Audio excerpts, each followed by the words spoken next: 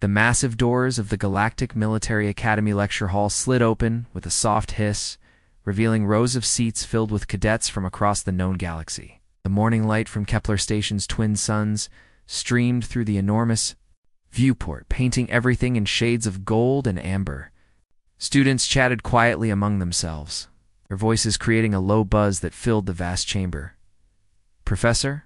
Dart entered the room with his usual commanding presence. His tall frame towered over the podium, and his crystalline skin caught the light beautifully. The Calarian professor had been teaching at the academy for over 50 years, and his reputation for discipline was known throughout the institution. His forearms moved with practiced ease as he activated the holographic display system that would show today's lesson materials. The students gradually fell silent as they noticed their professor preparing for class. Cadets from dozens of different species occupied the tiered seating arrangement. Near the front, a group of Elthari warriors sat with perfect posture, their ceremonial scars marking them as members of an ancient warrior culture. Behind them, several Cathanari strategists reviewed their notes with typical intellectual precision. In the back rows, massive Gorvak berserkers occupied reinforced seats designed to support their considerable weight. Hugh, a young Velthari cadet with golden eyes and sharp features, leaned forward with interest as the professor began to speak. His species had served in the galactic military for thousands of years, and he took pride in his warrior heritage. Next to him sat his study partner, a brilliant Cathanari named Nari, whose analytical mind had already earned her recognition as one of the Academy's top students. Professor Vextar cleared his throat and began his announcement. His voice carried easily through the acoustically designed chamber, reaching every student clearly. The topic he was about to discuss would change everything the cadets thought they knew about galactic military policy. The professor explained that the Galactic Defense Force had recently updated their regulations regarding species eligibility for military service. Most of the changes were minor administrative adjustments, but one particular update stood out as significant. The entire human species had been permanently banned from participating in any military operations throughout the galaxy. The reaction was immediate and explosive. Laughter erupted from students across the hall, starting as scattered chuckles, and quickly growing into full-blown amusement. The idea that humans could be considered dangerous enough to warrant a military ban seemed absurd to everyone present. Hugh turned to his companion with a look of disbelief. Humans were widely regarded as one of the weakest species in the galaxy. They required artificial atmosphere to survive, on most worlds had no natural armor or weapons, and possessed relatively short lifespans compared to other intelligent species. The thought that such creatures could pose any kind of military threat was laughable. Nari shook her head in amazement at the announcement. Her species had conquered 17 star systems through superior intelligence and strategic thinking. The Cathanari military had never encountered a problem they couldn't solve. Through careful analysis and logical planning, the idea that humans could be banned from service seemed to suggest they were even more incompetent than anyone had imagined. Behind them, a massive Gorvak berserker couldn't contain his amusement. His people were known throughout the galaxy for their incredible strength and battle fury. Gorvak warriors could tear through enemy lines with their bare hands, and their natural armor could deflect most energy weapons. The concept of banning humans from military service while allowing other species to serve struck him as completely backwards. The laughter continued to spread throughout the hall as more students joined the conversation. Another Velthari cadet with sharp predatory features raised her hand to ask a question. Her tone carried the same amusement that filled the room as she wondered aloud what humans could possibly have done to warrant such drastic action.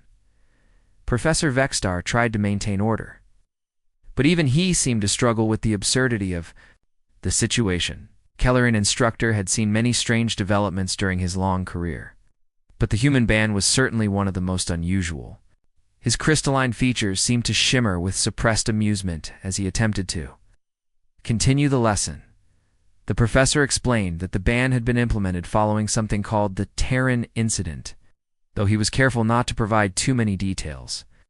The official records indicated that humans had been serving in auxiliary roles for exactly 18 standard months before the ban was enacted. This timeline struck many students as particularly strange, since most species served for decades. Before being considered for active military duty, students began speculating about what could have happened during those 18 months. The most popular theories involved human cowardice or incompetence leading to military disasters. Some suggested that humans had probably fled from battle at the first sign of danger, possibly causing casualties among their alien allies. Others proposed that human emotional instability had made them unsuitable for military service. Tay, a quiet Kethanary student known for his technical skills, whispered to his classmates about human psychological profiles. According to the data he had studied, humans were highly emotional creatures who made irrational decisions under stress. This seemed to support the theory that they had been banned due to poor performance in combat situations. The discussion continued even after the official lesson ended. Groups of students gathered in the corridors outside the lecture hall, still chuckling about the human ban. The topic had become an instant source of entertainment throughout the academy. Cadets from different species shared jokes and increasingly elaborate theories about what the Terran incident might have involved. Some students suggested that humans had probably caused a diplomatic incident by offending their alien allies.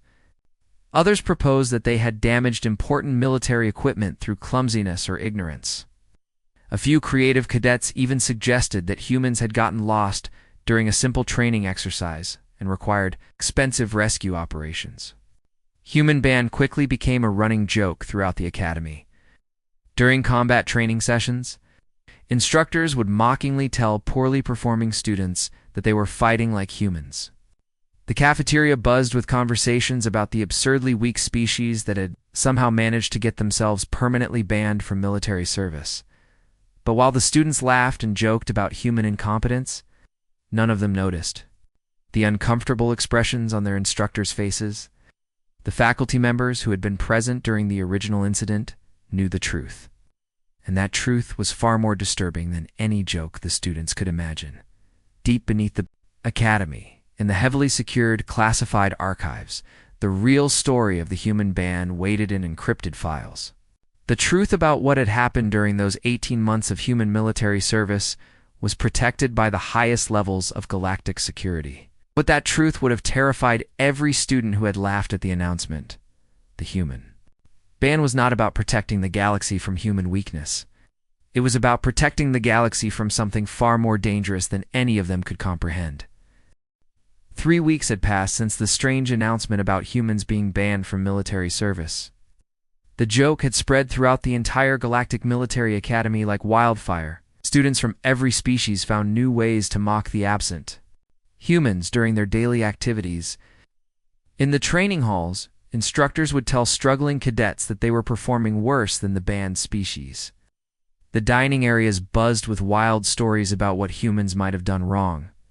Hugh sat in the Academy's enormous library late one evening, surrounded by his usual study group.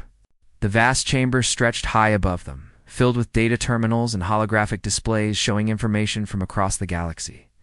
Soft blue light illuminated the reading areas, where students from dozens of species worked on their assignments. The Velthari warrior found himself unable to concentrate on his tactical studies, his mind constantly returning to the human band. His golden eyes scanned the faces of his companions as they worked. Nari, the brilliant Cathanari strategist, was deeply absorbed in a complex tactical analysis textbook. Her species was known for their logical thinking and analytical abilities, traits that had helped them conquer multiple star systems through careful planning rather than brute force. Tay, another Cathanari, quietly reviewed stellar navigation charts. His technical mind processing the complex mathematical formulas needed for interstellar travel. Wu, the massive Gorvak berserker, sat in a specially reinforced chair as he carefully maintained his ceremonial battle blade. The weapon was a family heirloom passed down through generations of warriors, its edge kept sharp through ancient techniques known only to his people. Despite his fearsome appearance, Wu treated the blade with almost religious reverence, understanding that it represented thousands of years of martial tradition young. The other Valthari in their group worked silently on her xenobiology assignment. Her sharp features and predatory grace marked her as a member of the warrior caste. Though she had chosen to focus on understanding alien life forms rather than simply fighting them, the combination of warrior instincts and scientific curiosity made her particularly valuable to their study group. Hugh finally broke the comfortable silence that had settled over their table. His voice carried a note of concern that immediately caught the attention of his companions. The question he posed was simple but profound. Challenging the basic assumptions they had all been making about the human situation, Nari looked up from her textbook, her analytical mind immediately engaging with the logical problem Hugh had presented. The Chthonari had built their entire civilization on the principle that every action had a logical reason behind it. The idea that the Galactic Council would waste time and resources on an unnecessary ban contradicted everything she understood about governmental efficiency. Young set aside her xenobiology work and leaned forward with interest. Her studies had taught her that every species in the galaxy had been given opportunities to serve in some capacity, regardless of their natural limitations. Even species with severe physical or mental handicaps had been found useful roles within the vast military structure. The complete exclusion of humans was unprecedented in galactic history. Wu stopped his blade maintenance and turned his massive frame toward the group.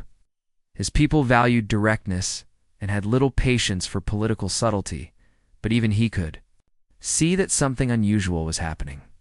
The Gorvak military tradition emphasized facing enemies head-on, and the secretive nature of the human band went against everything his culture represented. The conversation that followed raised more questions than it answered.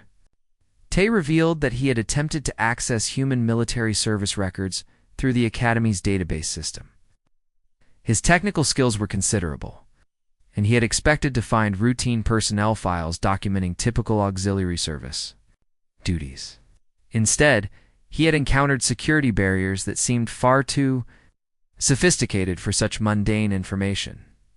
The classification level he had discovered sent a chill through the entire group. Level 7 security was reserved for the most dangerous secrets in galactic history. Information about the location of the Devour Hive homeworld carried the same classification, as did details about experimental weapons capable of destroying entire star systems. The idea that human military service could warrant such extreme secrecy seemed impossible to believe. Nari's analytical mind immediately began processing the implications of this discovery. Her species had developed advanced techniques for information analysis, and she could see patterns that others might miss. The combination of a permanent ban and maximum security classification suggested that something significant had happened during the 18 months of human service. Young shook her head in disbelief, her warrior instincts telling her that there had to be some mistake. Humans were widely regarded as one of the weakest species in the galaxy, lacking the natural advantages that made other species effective in military roles. The idea that they could be involved in anything requiring level 7 classification seemed to contradict everything known about their capabilities. Tay insisted that his information was accurate, explaining that he had verified the classification level multiple times using different access methods. The security warnings attached to the files were unusually severe, threatening immediate expulsion from the Academy for any unauthorized access attempts. Such extreme measures were typically reserved for information that could threaten galactic stability if it fell into the wrong hands. Over the following days, the group began paying closer attention to their instructor's behavior whenever humans were mentioned in class. What they discovered was disturbing and consistent across all faculty members. Every single instructor became visibly uncomfortable when the subject arose, quickly changing topics or dismissing questions with unusual curtness. Professor Vexstar, who normally loved discussing military history in exhaustive detail, had become almost hostile when asked about the strategic implications of the human ban. The Calarian instructor, known for his willingness to explore complex topics, had simply stated that some subjects were better left unexplored. His reaction was completely out of character and suggested that he knew more than he was willing to share. The Academy's support staff showed similar patterns of discomfort. the elderly Zentheri librarian who had served the institution for over 2 centuries, had quietly warned Nari to avoid disturbing sleeping demons when she inquired about accessing historical military records. The cryptic warning carried an ominous tone that suggested real danger rather than simple academic curiosity. Wu expressed his frustration during one of their evening study sessions, pointing out the absurdity of treating humans as if they were some kind of galactic threat. His people had faced genuine dangers throughout their history, and the idea that creatures requiring protective suits to survive on most worlds could warrant such secrecy seemed ridiculous. Young offered a different perspective, suggesting that perhaps the secrecy itself was the key to understanding the situation. If humans were truly as weak as everyone believed, then the extreme measures taken to hide information about them might indicate that the common assumptions were wrong. The breakthrough came when Tay discovered an interesting entry in the Academy's historical course catalog. 3 years earlier, there had been a seminar on Terran combat psychology and tactical applications. The course had been taught for exactly 1 semester before being permanently removed from the curriculum, suggesting that its content had been deemed inappropriate or dangerous. The instructor had been Professor Kylan, a respected Cathanari military historian who specialized in unconventional warfare tactics. His sudden departure from the Academy immediately after the human ban was announced seemed too coincidental to ignore. The fact that he had requested reassignment to a remote research station in the Outer Rim suggested that he was either hiding from something or had been ordered to disappear. The pieces of the puzzle were beginning to form a disturbing picture that challenged everything they thought they knew about the human ban. The decision to break into the most secure part of the Academy did not come easily to any of them. Hugh and his friends had spent countless hours trying to find answers through normal channels, but every path had led to locked doors and uncomfortable silences. Their curiosity about the human ban had grown into something much stronger, driving them to consider actions they would never have imagined just weeks before. The 5 students gathered in Hugh's private quarters as the Academy's night cycle began. The room was dimly lit by the soft glow of Kepler Station's distant stars, visible through the small viewport that looked out into space. They spoke in hushed voices, knowing that what they were planning could destroy their military careers before they had even begun. Nari paced nervously across the small room, her analytical mind calculating the risks of their planned infiltration. The Cathanari strategist had always been cautious by nature, preferring to solve problems through careful research and logical analysis. The idea of breaking into classified archives went against every instinct her species had developed over thousands of years of civilization. Tay sat quietly at the room's single desk, studying detailed schematics of the Academy's security systems. On his portable computer, technical specialist had spent weeks mapping the electronic defenses that protected the classified archives. His fingers moved quickly across the holographic interface as he identified potential weaknesses in the quantum encryption protocols that guarded the most sensitive information. Wu stood near the door, his massive frame blocking most of the light from the corridor outside. Despite his species' reputation for violent rage in battle, the Gorvak warrior possessed surprising skills in stealth and infiltration. His people had learned long ago that sometimes the most effective way to defeat an enemy was to strike from the shadows, rather than charging directly into combat. Young reviewed the Academy's staff rotation schedules, looking for the perfect window of opportunity. Her Velthari heritage gave her natural predatory instincts that helped her identify patterns others might miss. The security systems were designed to handle external threats, but they had certain blind spots during shift changes that could be exploited by someone who knew what to look for. The classified archives were located deep beneath the main Academy complex, in a section that appeared on no public maps or student guides. Most cadets never even learned of its existence during their years of study. The sensitive military information stored there was protected by multiple layers of both physical and electronic security, making unauthorized access nearly impossible. For ordinary individuals, the group made their way through the Academy's lower levels during the darkest part of the night cycle. Emergency lighting cast long shadows in the maintenance corridors that ran beneath the main buildings. The air was cooler here, The constant hum of the station's life support systems provided cover for any sounds they might make during their infiltration. Nari whispered her concerns as they moved through the narrow passages. The consequences of being caught would extend far beyond simple expulsion from the academy. Unauthorized access to classified military information was considered a serious crime that could result in imprisonment or exile to the Outer Rim territories. Her voice carried the fear that all of them felt but were trying to suppress. Tay carried their specialized equipment in a small bag designed to avoid detection by the Academy's security scanners. The devices he had assembled over the past few weeks were capable of interfacing with the quantum storage systems used to protect the most sensitive data. Each piece of equipment had been carefully chosen to avoid triggering the automated defense systems that monitored the classified areas. The entrance to the archives was protected by a sophisticated bioscanner that required authorized genetic signatures for access. The device used quantum-level analysis to verify the identity of anyone attempting to enter the secure zone. Tay had studied the system extensively and believed he had found a way to fool it using signal manipulation and temporal distortion techniques. Woo! Moved with surprising grace for someone of his size as they approached the final security checkpoint. His massive hands held their equipment with delicate precision. Understanding that even the smallest mistake could trigger alarms throughout the entire facility, the Gorvak warrior had learned patience during his years of training, despite his people's natural tendency toward immediate action. Young monitored the time carefully as they prepared to breach the security barrier.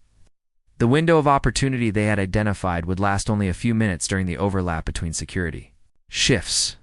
The automated surveillance systems would be operating at reduced efficiency during this period, but they would still need to move quickly to avoid detection. The bioscanner bathed them in red light as Tay began his work on the quantum encryption protocols. Sweat formed on his forehead despite the cool air in the corridor as he manipulated the complex security systems. His portable interface device displayed streams of code and data as he attempted to convince the scanner that they were authorized personnel. The tension in the air was almost unbearable as they waited for Tay to complete his work. Each second felt like an hour as the group stood frozen in the scanner's glow, knowing that discovery would mean the end of everything they had worked for. The soft hum of the quantum processors seemed to grow louder with each passing moment. Finally, the scanner's light shifted from threatening red to welcoming green, indicating that their deception had been successful.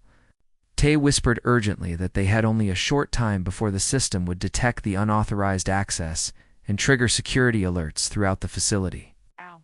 They moved quickly through the now open entrance into the heart of the classified archives. The archives themselves were unlike anything the students had ever seen before.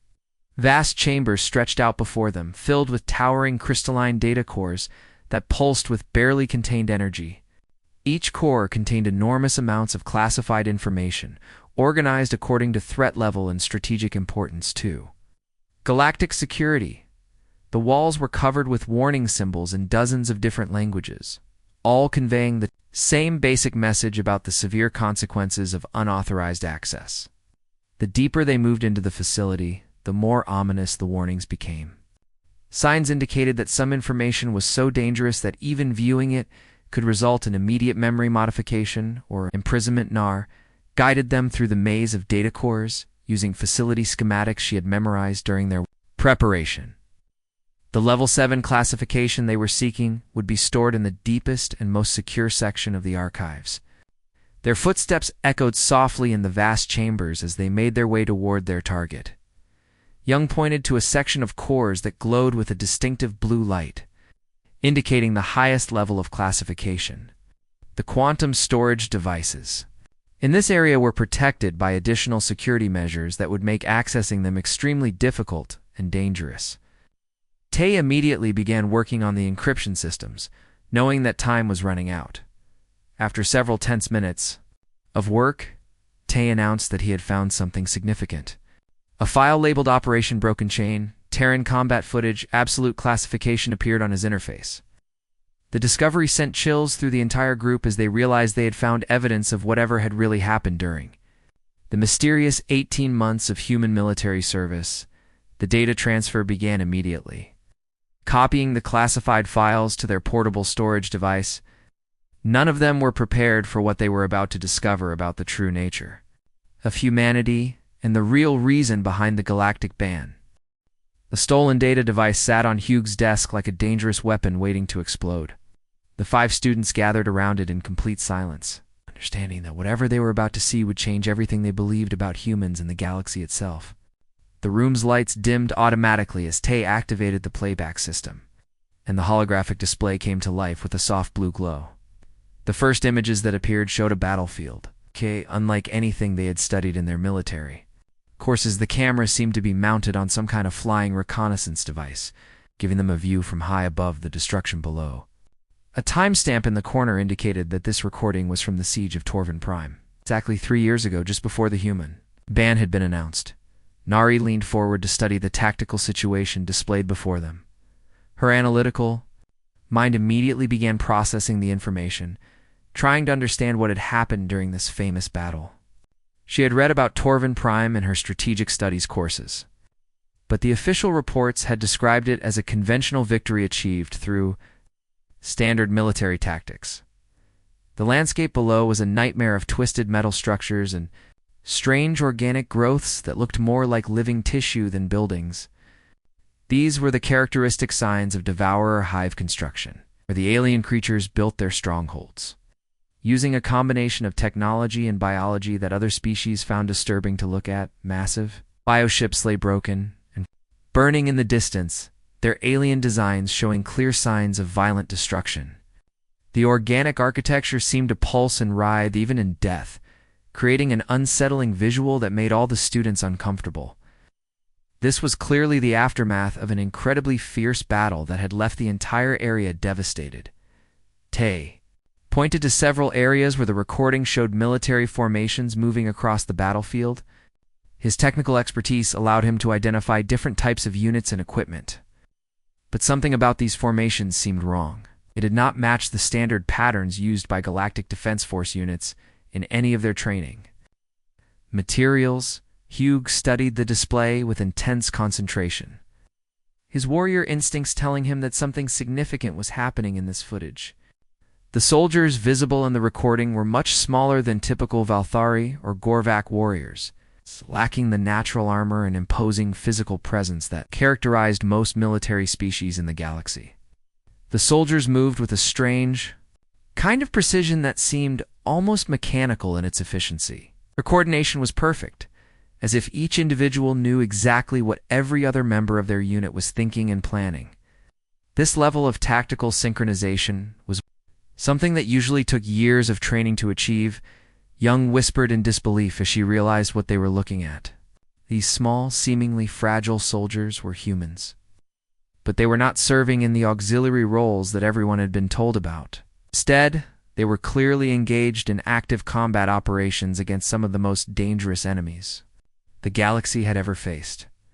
The first truly shocking moment came when they watched a human squad encounter a devourer warrior in direct combat. The alien creature was nearly 3 meters tall, with razor-sharp appendages that could slice through most armor and natural biological defenses that could deflect energy weapons. Any reasonable military doctrine would call for immediate retreat, or requests for backup from more capable forces. Instead of retreating, human soldiers immediately began adapting their tactics to deal with this new threat. Without any apparent communication or planning, they started moving in coordinated patterns that seemed to predict exactly how the devourer would attack. One soldier deliberately drew the creature's attention, while others moved to flank it from multiple directions. Wu watched this tactical maneuver with growing amazement, his warrior instincts recognizing the brilliance of what he was seeing.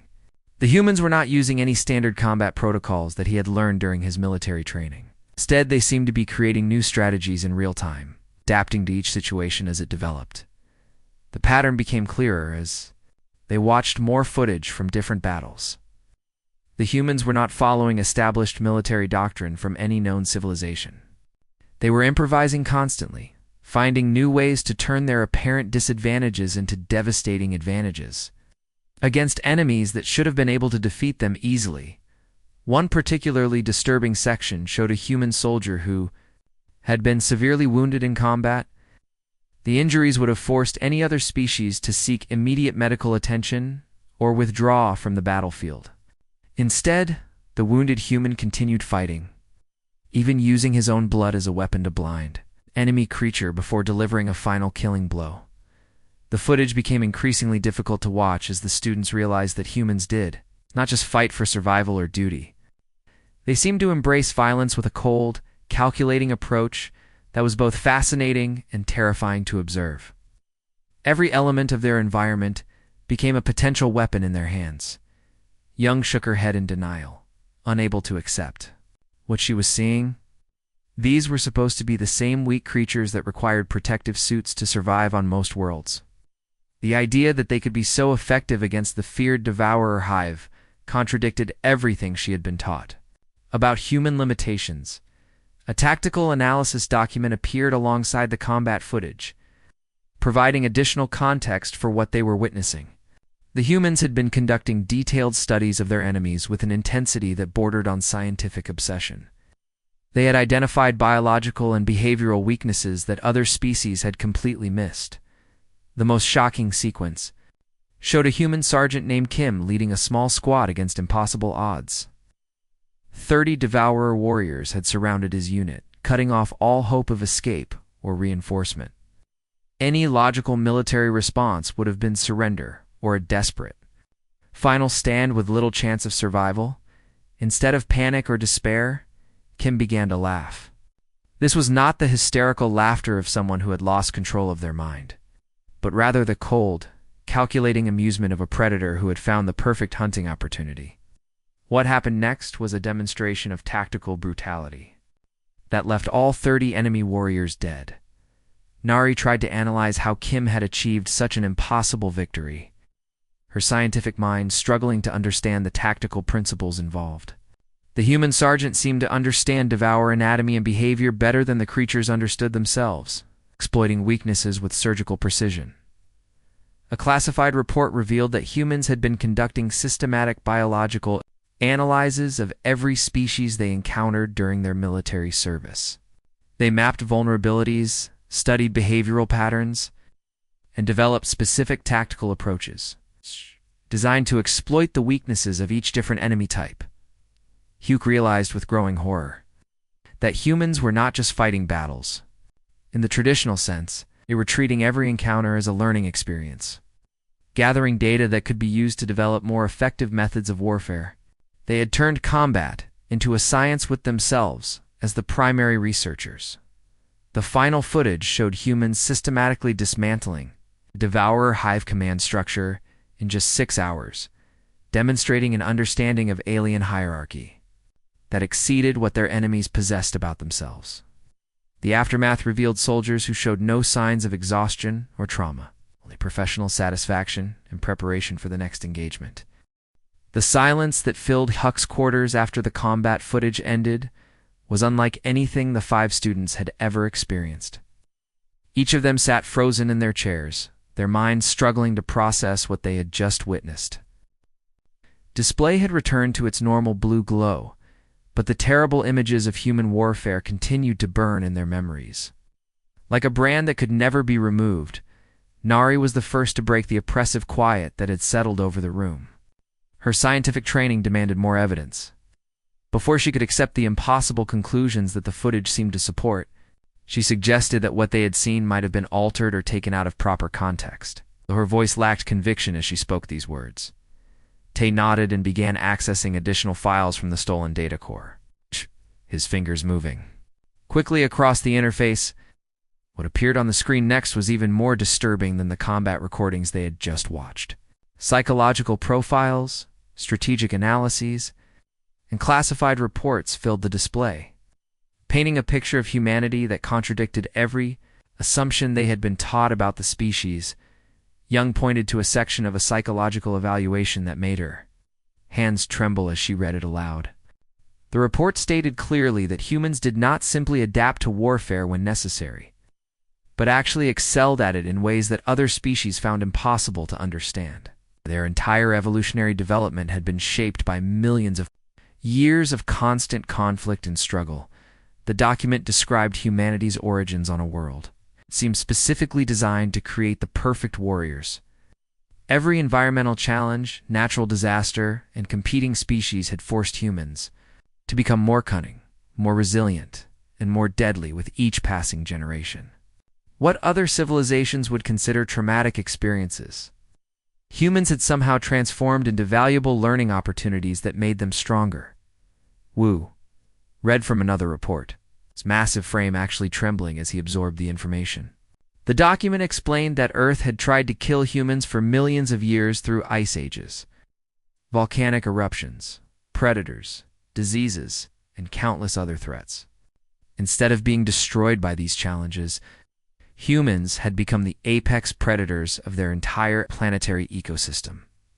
The psychological profiles were particularly disturbing to read because they revealed fundamental differences between humans and every other known species in the galaxy.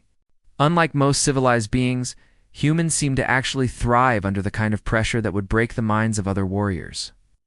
Combat stress, which caused mental breakdown in most species, actually enhanced human performance and made them more effective fighters.